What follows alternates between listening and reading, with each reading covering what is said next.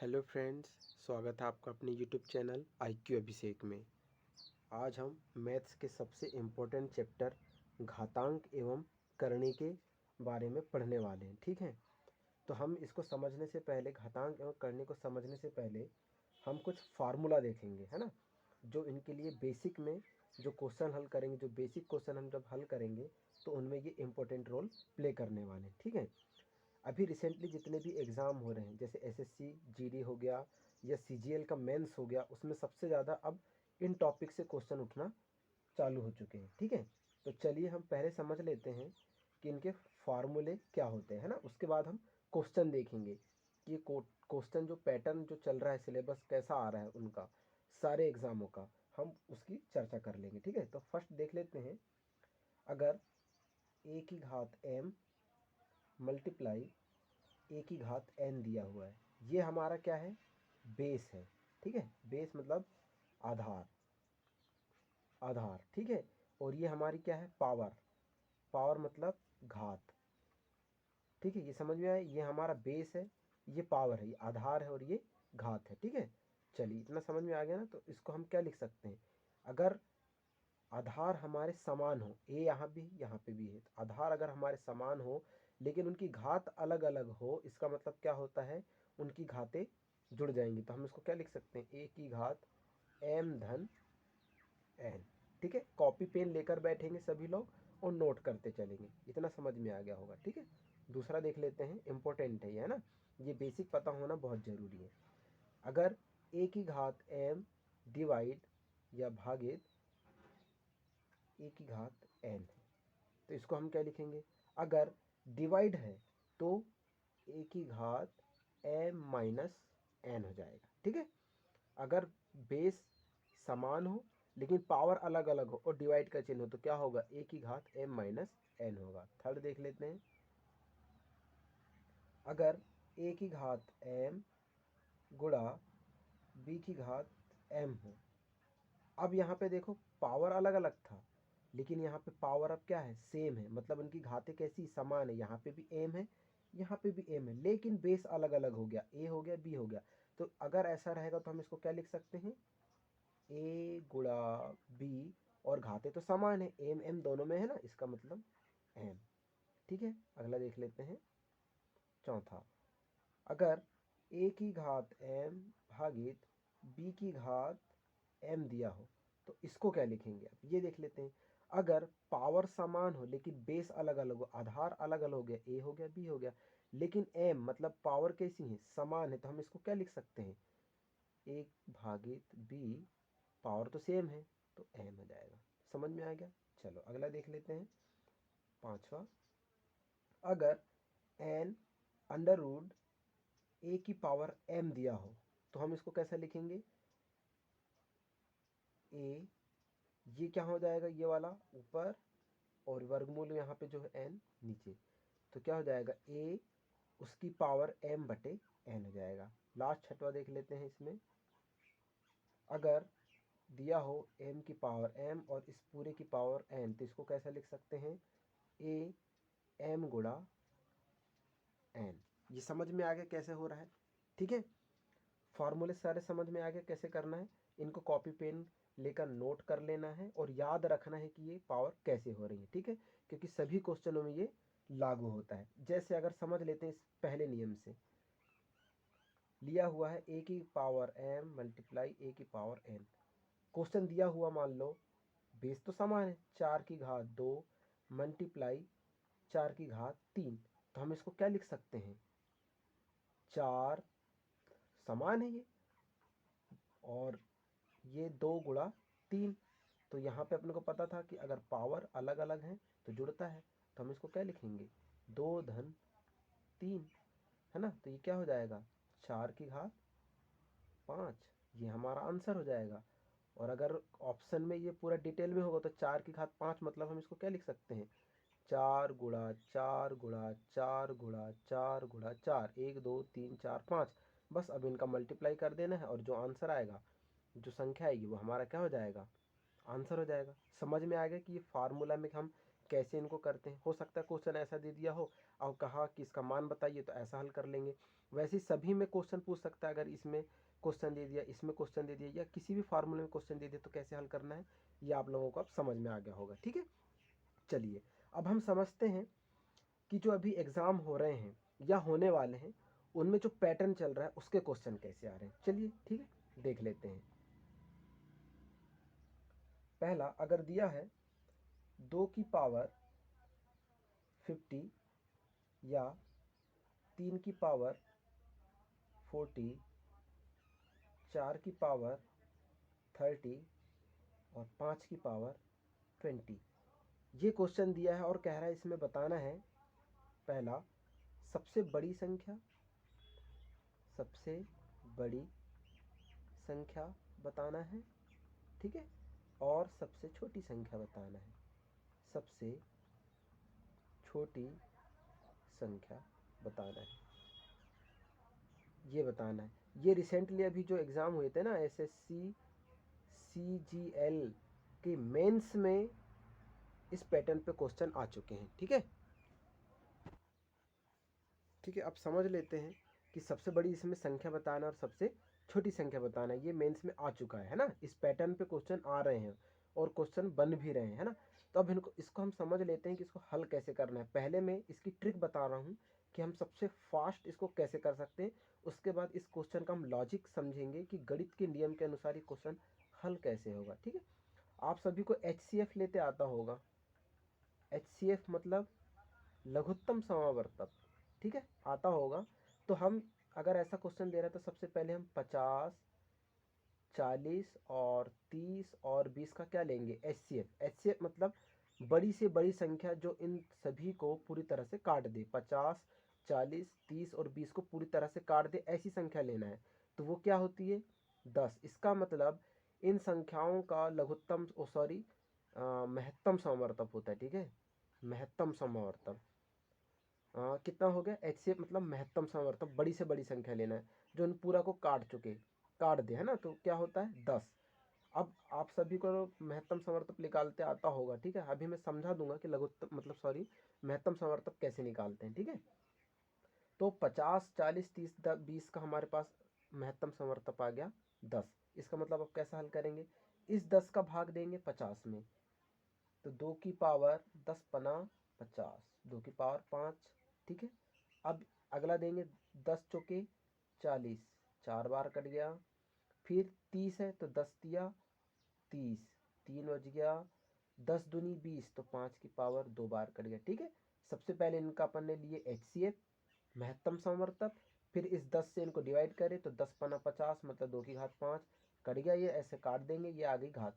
बस अब इनको हल करना है। 2 की घात 5 मतलब कितना होता है 32, 3 की घात 4 मतलब 81, 4 की पावर 3 मतलब 64, 5 की पावर 2 मतलब 25।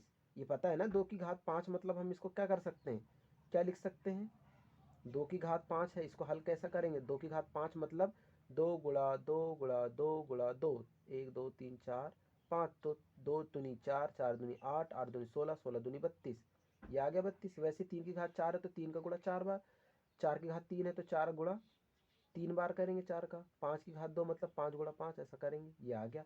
बस अब सबसे बड़ा इसमें क्या है, 81 है। सबसे बड़ा 81 है, इसका मतलब क्या हुआ, 3 की घात 4 मतलब हमारा 3 की घात 40, ये हमारी सबसे बड़ी संख्या हो जाएगी, सबसे बड़ी संख्या हो जाएगी। और सबसे छोटी, इन सभी में सबसे छोटा क्या है 25 है, तो ये हमारा 25 किसका था, 5 की घात 20 का, तो ये 5 की घात 20 हमारे पास सबसे छोटा हो जाएगा। इसका मतलब सबसे बड़ी संख्या हमारे पास क्या आ गई 81, मतलब 81 किसका था 3 की घात 4 का, और हमने इसी को तोड़े थे। मतलब सबसे बड़ी संख्या हमारे पास 3 की घात 40 आ गई, और सबसे छोटी संख्या हमारे पास कितनी है 25, मतलब 5 की घात 20 आ गई। यहाँ तक आप लोगों को समझ में आ गया होगा। ठीक है, कैसे करें हमने, आ गया समझ में, क्लियर है। सबसे पहले हम इनका क्या लेंगे, महत्तम समावर्तक लेंगे। तो इनका महत्तम समावर्तक कितना आ गया 10 आ गया। इस 10 से हमने इस 50, 40, 30 को काटे तो कितना आ गया 5, 4, 3, 2 आ गया। बस अब इनको हल कर लिए थे। अब इन संख्या में देखना था कि सबसे बड़ा कौन सा है और सबसे छोटा कौन सा है, और उस आधार पर हमारे ये आंसर आ गया। तो जो सबसे बड़ी संख्या थी उसका ये आ गया, सबसे छोटी के लिए ये आ गया। अब मैं आपको बता दे रहा हूँ कि हमने इसमें HCF कैसे निकाले, 50 का, 40 का, 30 का और 20 का कैसे निकाले वो भी समझ लेते हैं। ठीक है, जैसे 50 था, 40 था, 30 था, 20 था। सभी लोग ध्यान से देखेंगे, कॉपी पेन में नोट करते चलेंगे। ठीक है, मैं ये फर्स्ट बार बता रहा हूँ HCF निकालने का, फिर हम क्वेश्चन में बार बार HCF नहीं निकालेंगे, आप लोग निकाल लिएगा। ठीक है, तो 2 दूनी 4, 2 पंचे 10, है ना। अब ये चला जाएगा, 5 से दे देते हैं अपन, पचम 25, 5 एकम 5। ठीक है, ये तो करते बनता है ना सभी लोगों को, है ना। 2 दूनी 4 शून्य, 2 एकम 2 शून्य, 2 पंचे 10, 5 एकम 5। ठीक है, फिर 2 से दे देते हैं, 2 एकम 2, 2 पंचे 10, 3 पाँचे 15, 5 एकम 5। फिर इसको देते हैं 2 से, 2 एकम 2 शून्य, 2 पंचे 10, 5 एकम 5 हो गया। अब हमको HCF निकाल रहे हैं, महत्तम समवर्तक। तो सबसे पहले ऐसा कर लेना है, उसके बाद क्या करना है, यहाँ 2 है, यहाँ 2 है, यहाँ 2 है, यहाँ 2 है, तो ये 2 निकल गया। ठीक है, यहाँ 5 है, यहाँ 5 है, यहाँ 5 है, यहाँ 5 है, तो 1 5 ये निकल गया। ठीक है, अब यहाँ एक और 5 है, यहाँ एक और 5 है क्या, नहीं है। यहाँ एक और 5 है क्या, नहीं है। यहाँ भी एक और 5 है क्या, नहीं है। इसका मतलब तीनों में कोई कॉमन, चारों में कोई कॉमन नहीं था, तो यही बस यही हमारा आंसर आ गया, 5 दूनी 10। यही हमारा क्या है, HCF है, महत्तम समावर्तक है। समझ में आया HCF कैसे निकालते हैं। अब कोई भी संख्या दे दी जाए, आपको बस ऐसा लिखना है, और जो संख्या यहाँ पे चारों में है बस उनको लिखना है, और ये अपना HCF हो जाएगा। आगे यहाँ तक समझ में कैसे करना है। चलिए, अब मैं इसका, ये तो बेसिक अपना हो गया जिससे अपने को निकालना है, जस्ट HCF निकालना है, हल करना है, सबसे बड़ी छोटी संख्या आ जाएगी। अब हम इसका लॉजिक समझते हैं कि इसका लॉजिक क्या है, गणित का नियम क्या कहता है कि इसको हल कैसे करना चाहिए। अब हम उसको समझ लेते हैं। याद रखना, 32 आया, 81, 64, 25 और हमने फिर संख्या डिफाइन कर ली। अब हम इसका लॉजिक समझते हैं, मैथ्स का नियम क्या कहता है, हमको किस प्रकार से हल करते हैं, वो तो हमको एग्जाम में करना है, लेकिन ये मैं आपको लॉजिकल इसलिए बता रहा हूँ कि आपको समझ में आ सके। संख्या दी हुई थी 2 की घात 50, 3 की घात 40, 4 की घात 30, 5 की घात 20, ये दिया हुआ था। सभी को मालूम है कि हमने इसका HCF कितना निकाले थे, 10 निकाले थे ना, 10। तो अब हम इसको क्या लिख सकते हैं, 2 की पावर 50 को हम क्या लिख सकते हैं, 10 गुणा 5 लिख सकते हैं, 10 पना 50। ठीक है, 3 की पावर 40 को हम क्या लिख सकते हैं, 10 गुणा 4 लिख सकते हैं, 10 चौको 40। 4 को हम क्या लिख सकते हैं, 4 की घात 30 को क्या लिख सकते हैं, 10 गुणा 3 लिख सकते हैं, 10 या 30 हो गया। 5 को क्या, 5 की घात 20 है, तो इसको हम क्या लिख सकते हैं, 10 गुणा 2 लिख सकते हैं, 10 दूनी 20 आ गया इतना। अब याद करो, मैंने बताया था अभी एक फार्मूला, उसमें हम कैसे करे हुए थे। अगर 2 की पावर गुणे में थी, मतलब बेस समान और पावर अलग अलग में, याद होगा अभी बताया था, ये वैसे ऑर्डर में जम गया। अगर देखोगे तो फार्मूला देखो आप, फिर इसको देखो जमा है कि नहीं, है ना। तो अब हम कर लेते हैं आगे, देखो क्या होगा। इसको हम क्या लिख सकते हैं, 2 की घात 5 की पावर 10। ठीक है, लिख सकते हैं ना। इसको हम क्या लिख सकते हैं, 3 की घात 4 की पावर 10। इसको क्या लिख सकते हैं, 4 की घात 3 इस पूरे की पावर 10, 5 की पावर 2 इस पूरे की पावर 10। अब आप पाएंगे कि ये पावर समान हो गई सबकी, और बेस अलग अलग, आधार अलग अलग हो गए। इसका मतलब अब इनका कोई महत्व बच गया क्या, नहीं, क्योंकि ये तो समान हो गए ना। अब आपको याद होगा कि हमने HCF ही 10 लिए थे, आ गया 10 10। अब देखो 2 की घात 5 मतलब कितना होता है, 32 होता है। 3 की घात 4 81 होता है। 4 की घात 3 64 होता है, और 5 की घात 2 25 होता है। आगे यही फिर से 32, 81, 64, 25, ये फार्मूला बेस हुआ है अपने से, है ना। ये फार्मूला के आधार पे किए हैं अपन ने, पहले इनको ऑर्डर में जमाए हैं अपन ने, इनको तोड़े हैं। उसके बाद देखो पावर इनकी समान हो गई, यही तो हमने लिए थे अभी HCF।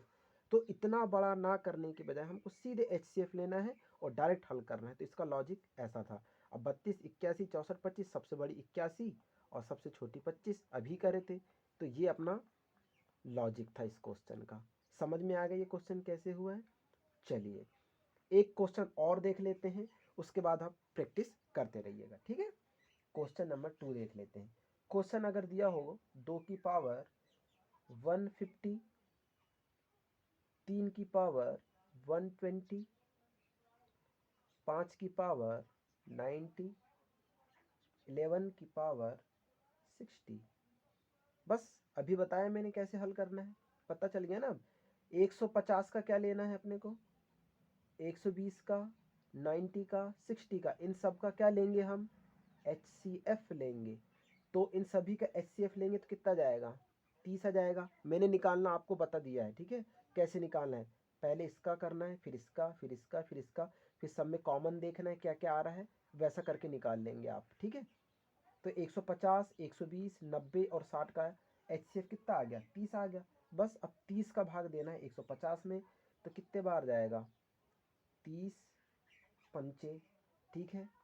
फिर 120 को 30 से काटेंगे, सुन 3 चौके 12 मतलब 3 की घात 4, 5 90 है तो 90 को काटेंगे 30 से, तो 30, 3 तिरका 9, ठीक है, सुन 3 तिरका 9 मतलब 5 की घात, ठीक है, 5 की घात 3, 5 दूनी 25, ठीक है। और 11 इसको काटेंगे तो 11 की घात 2। समझ में आ गया। पहले HCF लिए और इस 30 से 150 को काटे, 120 को काटे, 90 को काटे, 60 को काटे, तो कितना आ गया, 5 4 3 2 आ गया। बस अब सिंपल इसको हल करना है। 2 की घात 25 मैंने अभी कराया था 32, 3 की घात 4 है तो 81 81, 5 की घात 3 है तो 25 पंचे 125, और 11 का वर्ग क्या होता है सभी पता होगा, स्क्वायर अगर याद करे होंगे तो 121। अब अपने को पता है इन सभी में सबसे बड़ा क्या है, 125 है। और 125 मतलब 5 की घात 3, और 5 की घात 3 हमारा क्या आया था, 5 की घात 90। ये अपना क्या है, सबसे बड़ा है, सबसे बड़ी संख्या है, ठीक है। सबसे छोटा पूछ ले क्वेश्चन में तो सबसे छोटा हमारे पास क्या है, ये है सबसे छोटी संख्या। और 32 के किसका था, 2 की घात 5 पर, 2 की घात 5 पर अपने पास क्या था, 2 की घात 150। तो सबसे बड़ी संख्या है 5 की घात 90 और सबसे छोटी है 2 की घात 150। अगर क्वेश्चन ये पूछ ले, सबसे बड़ी भी पूछता है सबसे छोटी पूछता है, अगर आपसे पूछे कि अवरोही क्रम में जमाइए या आरोही क्रम में जमाइए, तो अब हम उसको कैसा करेंगे। तो काफ़ी लोगों को इसमें कन्फ्यूजन रहता है, तो ये भी याद रखेंगे आप, है ना। आरोही क्रम पहले देख लेते हैं, असेंडिंग, असेंडिंग ऑर्डर बोलते हैं किसको, आरोही को। आरोही क्रम मतलब बढ़ता क्रम, और बढ़ता क्रम मतलब सबसे छोटा, फिर थोड़ा बड़ा, फिर थोड़ा बड़ा, फिर सबसे बड़ा, ये होता है असेंडिंग मतलब आरोही क्रम। और देख लेते हैं डिसेंडिंग, डिसेंडिंग मतलब होता है अवरोही क्रम। अवरोही क्रम जस्ट इसका अपोजिट मतलब घटता क्रम। ये हो गया आपका घटता क्रम। अगर क्वेश्चन में पूछ ले, अगर सबसे छोटी सबसे बड़ी नहीं पूछा तो उसने पूछ लिया कि बताइए इनमें कि आरोही क्रम क्या होता है, आरोही क्रम में जमाइए इसको, तो बस ऐसा निकाल लेना है। और आरोही क्रम में जमाने के लिए सबसे पहले बढ़ता क्रम मतलब बढ़ती हुई आएगी, तो सबसे पहले बढ़ता क्रम में सबसे छोटा लेंगे पहले। तो यहाँ पे सबसे छोटा क्या है, 32, ठीक है। फिर इससे बड़ा, इसके बाद 32 के बाद 81, फिर इससे बड़ा 121, और सबसे बड़ा 125। ये हमारे किस में जम गया, आरोही क्रम में। आरोही क्रम में मतलब बढ़ते क्रम में, छोटा, थोड़ा बड़ा, थोड़ा बड़ा, फिर सबसे बड़ा, ये जमा लिए। इसको हम कैसे जमा सकते थे, 32 मतलब 2 की घात 150, 81 मतलब 3 की घात 120 था ना, 81 का 3 की घात 120। फिर 121 के लिए क्या था, 121 के लिए ये 11 की घात 2 मतलब 11 की घात 60। फिर 125 था सबसे बड़ी के लिए, 125 मतलब 5 की घात 3, उसका क्या था 5 की घात 90, ये 5 की घात 90। ये हमारा किस में जम गया, आरोही क्रम में जम गया, आरोही क्रम में जम गया। अगर ये कहता कि अवरोही में जमाइए तो जस्ट इसकी चिन्ह अपोजिट हो जाते, तो पहले 125 आ जाता और लास्ट में 32 आता, मतलब घटता क्रम। ठीक है, समझ में आ गई कैसे हुआ है। चलिए ठीक है, आई होप आप लोगों को ये क्वेश्चन समझ में आ गए होंगे और ये क्लास भी आप लोगों को बहुत पसंद आई होगी। तो प्लीज़ सब्सक्राइब करें, लाइक करें एंड शेयर करें। मिलते हैं नेक्स्ट वीडियो में, तब तक के लिए थैंक यू सो मच।